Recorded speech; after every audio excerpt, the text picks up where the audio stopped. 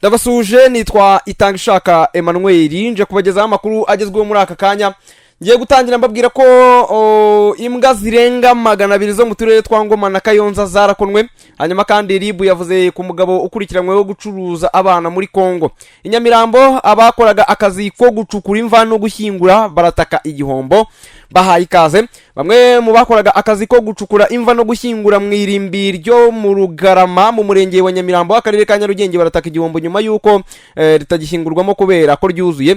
Yuganiriye na bamwe mu bagabo bakoraga ibiraka byo gushyingura abantu bitabye Imana muri iryo rimbi ryo mu Rugarama bakakwisanzuraho bakubwiza ukuri ko inyungu yabo yabonekaga iyo habaga hapfuye abantu benshi ndetse ko ngo ako kazi kabateje imbere.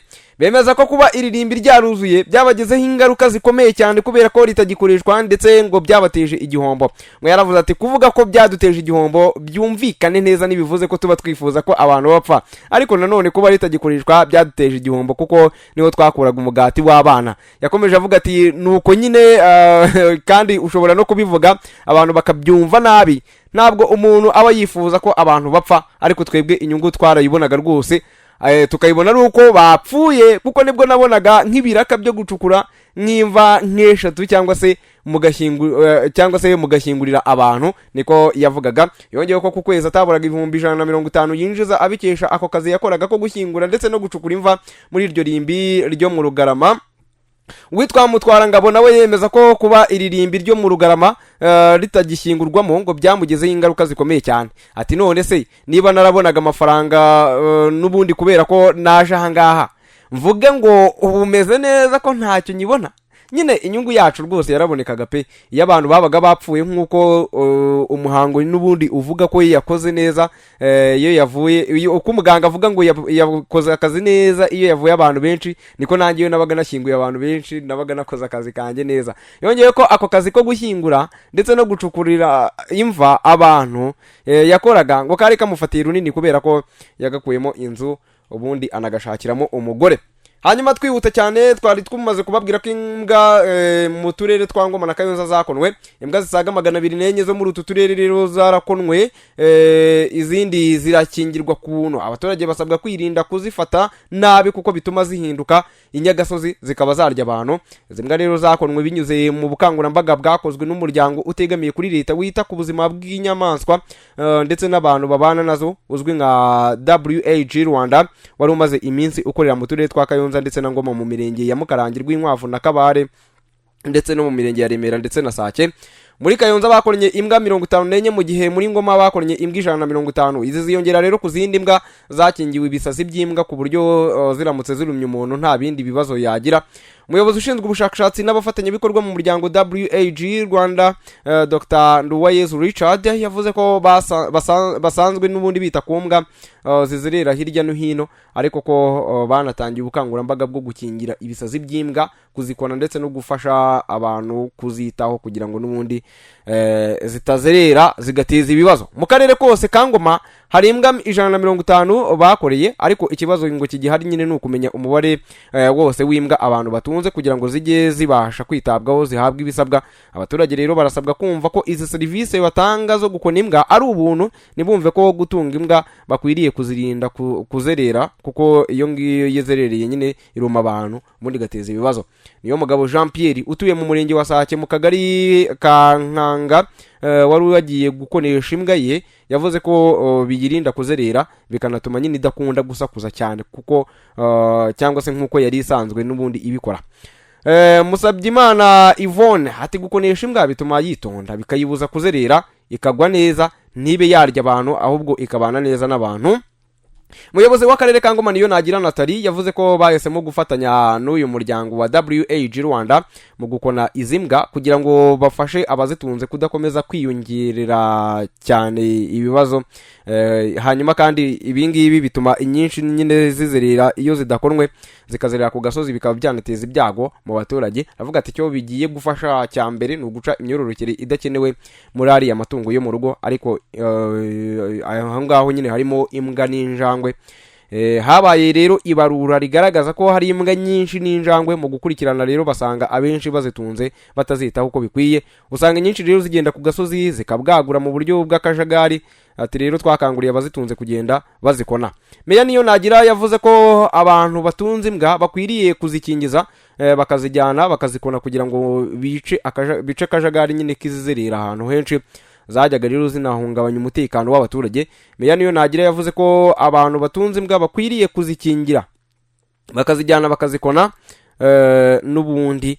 Hanyuma kandi kugeza ubu ngubu uyu muryango WAG Rwanda uvuga ko mu Rwanda habarurwa imbwa zirenga ibihumbi 66 ziri hirya no hino. Bakavuga ko impamvu imbwa nyinshi rero zikwiriye gukonwa ari uko zibwagura, bigatuma abazitunze batazitaho neza, iziba mu gasozi zigakomeza kugenda ziyongera.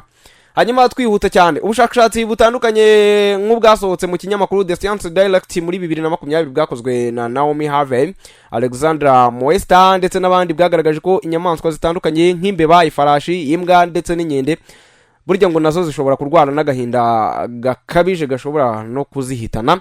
Muri ubu bushakashatsi rero bwibanze ku mbwa basanze 75% by'imbwa zigaragaza ibimenyetso n'ubundi by'agahinda gakabije. Bimwe mu bimenyetso bishobora kukwereka ko imbwa yawe irwaye agahinda gakabije harimo ukunanirwa kurya, kudashaka gukina, kubura ibitotsi, gushaka ko mugumana cyangwa se ikakwitaza mu buryo budasanzwe, kugira amahane ndetse no kwangiza ibintu.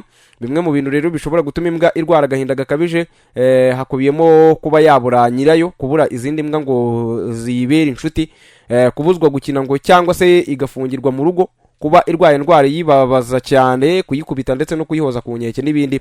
Nanone imbwa kandi zibana n'abantu barwaye agahinda gakabije nazo ziba zifite ibyago byinshi byo kurwara ako gahinda gakabije nazo. Ibi bivuze ko rero abantu baba bagomba kwita ku kuba nyine uko bafata imbwa, kuko ngo nazo ni inyamaswa zigira amarangamutima kandi zikagira amarangamutima menshi.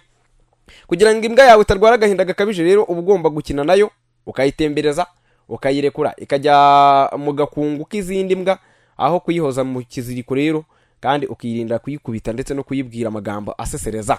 Mwisi habarurwe imbwa zigera kuri miliyari. Leta zunze ubumwe za Amerika rero, Ubushinwa, Ubuhinde, Brazil n'Uburusiya nebyo bihugu bya mbere bizwiho kugira umubare munini w'izi nyamaswa. Ubushakashatsi bwa gatanu ku mibereho y'Abanyarwanda bugaragaza ko ingo zisanzwe zitunze imbwa zibarirwa mu bihumbi 66 twari twabivuze.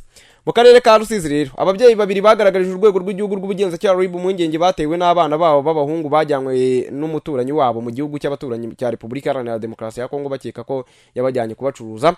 Ababyeyi bo mu murenge wa Nzahaha babigaragarije urwego rw'igihugu rw'ubugenzacyaha RIB ndetse kuri uyu wa kabiri nyine nibwo bari babirimo na UN tariki ya 3 Werurwe 2026 bwo hakorwaga ubukangurambaga bwo gukumira no kurwanya icyaha cy'icuruzwa ry'abantu mu murenge wa Rwimbogo. Muri ubu bukangurambaga rero bufite insanganyamatsiko igira iti uruhare rwa buri wese mu gukumira ndetse no kurwanya icyaha cy'icuruzwa ry'abantu. Umwe muri abo babyeyi yavuze ko umugabo witwa Ntibazi yarimye Faustin yahoraga abwira umwana we w'imyaka 20 y'amavuko n'undi uri munsi ye ko azajya kubaha akazi muri Kongo. Ngo yaje kubajyana rero ababyeyi batabizi bahabwa amakuru nabo yari bujyaneyo batagiye. Mukantakimana Alphonsine n'umubyeyi nawe w'umwe muri abo bana yaravuze ati abana bacu babiri harimo uwanjye witwa Mutuyimana Aniseti w'imyaka 20, umugabo witwa Ntibazi yarimye Faustin yahoraga babwira ko azabaha akazi muri Kongo. Yarabajyanye rero, yemeye ko yabajyanye mu Kirombe. Uyu mubyeyi Alphonsine yakomeje avuga ko uyu Ntibazi yaremye ku itariki ya 19 Mutarama 2026 yanditse ibaruwa yemeza ko azabagarura ku itariki ya 27 Mutarama. Ngo kugeza n'ubu ngubu rero ntabwo barabona abana babo.